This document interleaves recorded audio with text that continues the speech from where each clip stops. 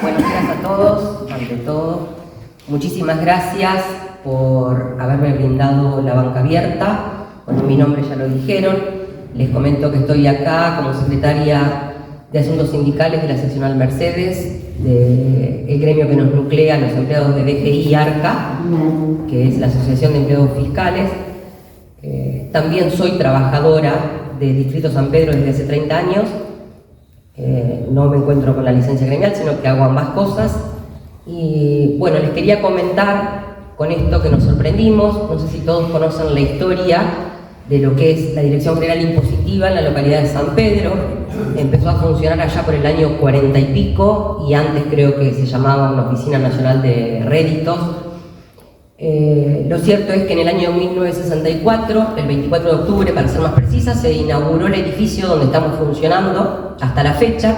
El edificio es propio, es un edificio que está en condiciones y bueno, nos encontramos primero en octubre con la disolución de lo que era la FIP. Pasamos a denominarnos ARCA, con las mismas facultades, las mismas tareas, el mismo personal.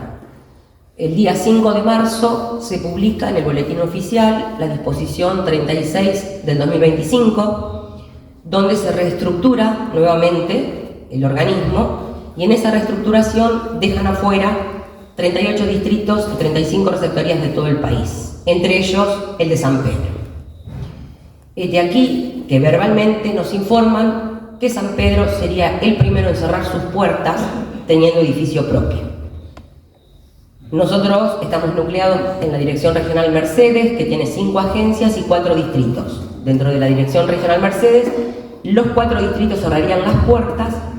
Lo que no se sabe es los otros 3 si van a seguir funcionando como nodos o sectores. Bueno, todavía no lo tienen definido verbalmente, ¿no? Porque la estructura es muy clara, lo que está escrito en la disposición, la cual estaría en vigencia en los 45 días corridos de su publicación. Estamos hablando del día 18 de abril, que es feriado.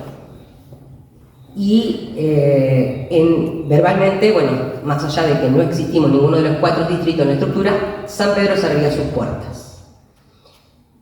Lo cual toma muy de sorpresa, porque volvemos a lo mismo, no estamos hablando de un ahorro, no estamos hablando de una optimización de los recursos.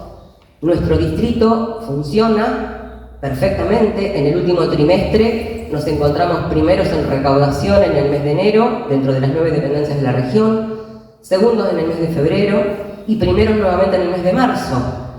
No es lo que digo yo, sino es lo que dice el mismo organismo, que es quien remite las estadísticas, con lo cual San Pedro recauda lo suficiente para no darle pérdida al Estado.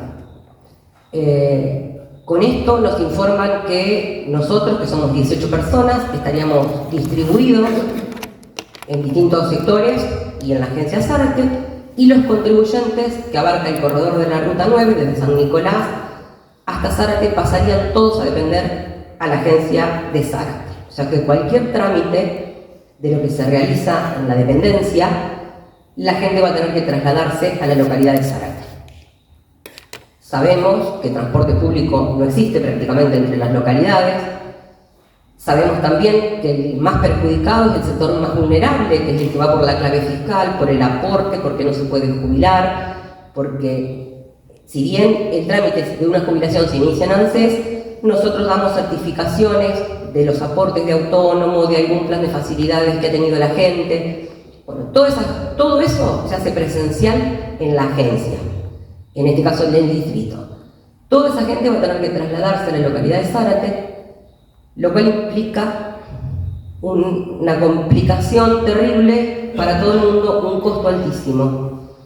Lo que quiero recalcar de todo esto, sobre todo, es que la comunidad de San Pedro tiene que entender que somos el organismo más apático, porque somos el que le sacamos plata a la gente. Pero si nosotros no le sacamos plata a la gente, los otros organismos no tienen sentido de existir. Un país sin impuestos no existe. Que haya que discutir una reforma tributaria, bueno, será para otro ámbito, no para este, ¿no es cierto? Pero esto, que quede claro, que no solo que no es un ahorro, sino que además es una complicación para el ciudadano de San Pedro, para el ciudadano de Varadero y el resto de los ciudadanos de otras localidades que tienen que trasladarse a hacer cualquier trámite en la localidad de Zárate. El organismo tiene mucha historia en la ciudad. San Pedro cuenta con varios organismos nacionales y la idea es no perderlo, poder arbitrar los medios para que continúe.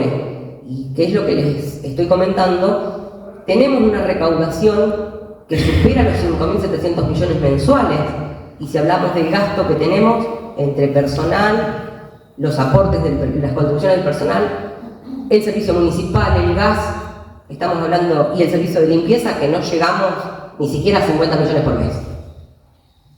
Entonces, bueno, lo que más quiero remarcar es tratar de pedir que esto le puedan dar un apoyo para que San Pedro se pueda quedar con ese organismo nacional que tanto costó en su momento a algunos traerlo a la ciudad, y a nosotros como trabajadores también nos costó mantenerlos. La estructura que tenemos es muy chiquita. En el 2001 reestructuraron el organismo y de 4 oficinas que había, 4 jefaturas, quedaron 2, y desde ese año hasta la fecha seguimos solamente con 2 jefaturas, o sea que no estamos sobredimensionados.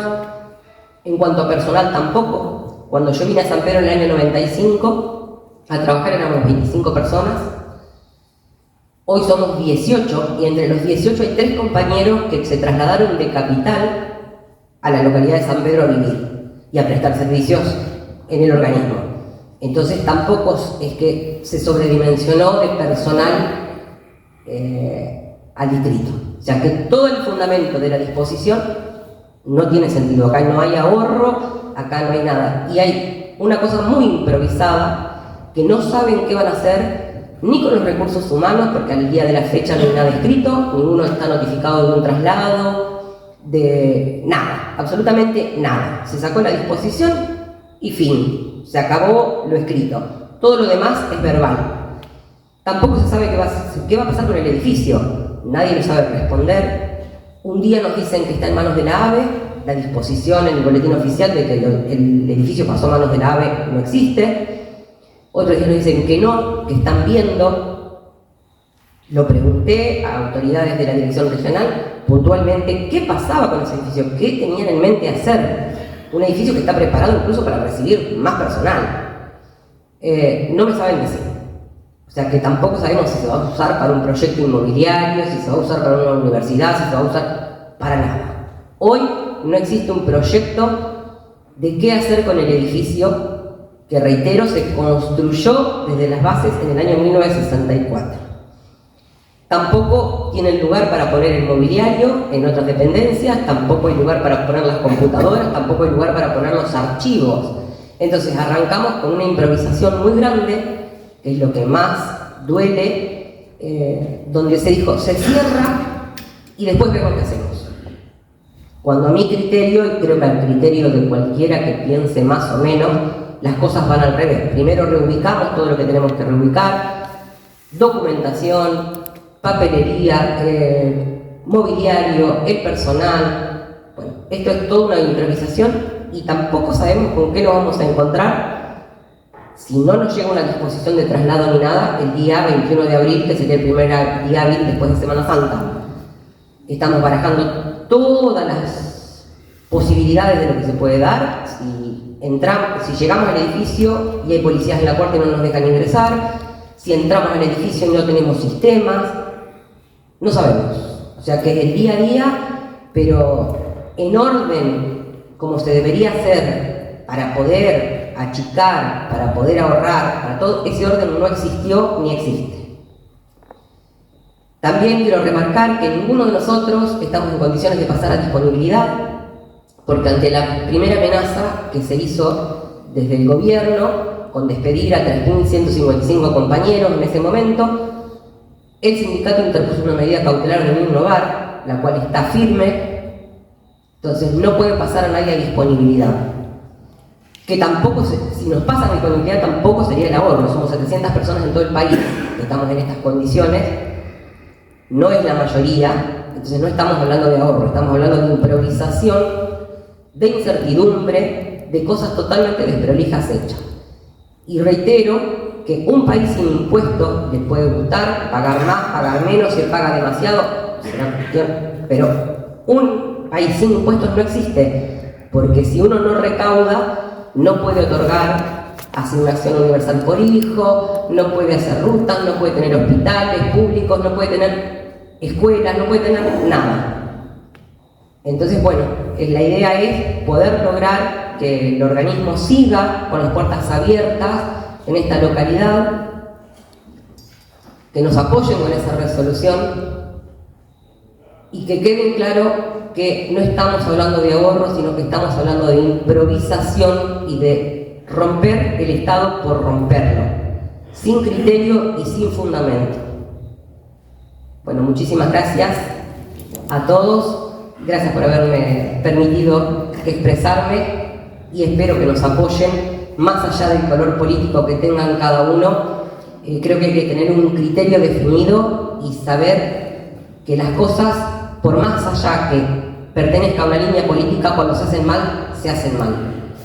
Poder reconocerlo y apoyar la resolución para ver si podemos lograr revertir esto.